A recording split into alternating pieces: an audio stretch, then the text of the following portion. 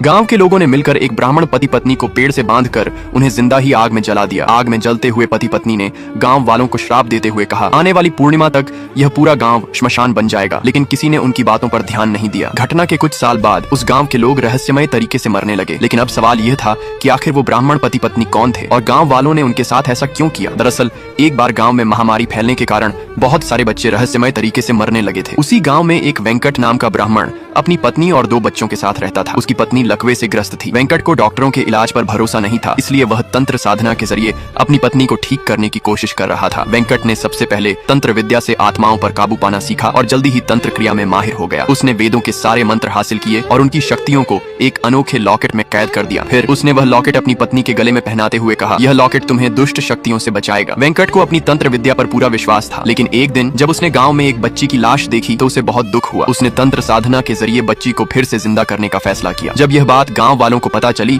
तो वे गुस्से से भर गए। हाथों में मशालें लेकर वे वेंकट के घर की ओर बढ़े। उन्हें लगा कि वेंकट ने ही उनके बच्चों को मारा है। जब उन्होंने वेंकट को घर के अंदर तंत्र क्रिया करते देखा तो उनका गुस्सा और बढ़ गया। उन्होंने वेंकट को लाठियों से पीटना शुरू कर दिया। वेंकट मंत्रों का उच्चारण करता रहा। तभी गाँव वालों की नजर उसकी पत्नी पर पड़ी। उन्होंने दोनों पति पत्नी को बुरी तरह पीटा और घसीटते हुए घर से बाहर निकाला। जब उनका बेटा अपने माता पिता को बचाने आगे आया तो गाँव वालों ने उसे भी पकड़ लिया। गाँव वालों ने दोनों पति पत्नी को पेड़ से बांधकर जिंदा जला दिया। अपने माता पिता को जलते देख बेटा फूट फूट कर रोता रहा। लेकिन गांव वालों को दया नहीं आई। गांव वालों ने बेटे को भी मारने का फैसला किया। तभी गांव के मुखिया ने कहा, इसे छोड़ दो, इस बच्चे का कोई दोष नहीं है। लेकिन गांव वाले उस बच्चे को गांव में नहीं रखना चाहते थे। मुखिया ने उसे एक गाड़ी में बिठाया और अनाथ आश्रम में छोड़ दिया। अब वह लड़का गाँव वालों से अपने माता पिता की मौत का बदला लेने के लिए तंत्र विद्या सीखने लगा।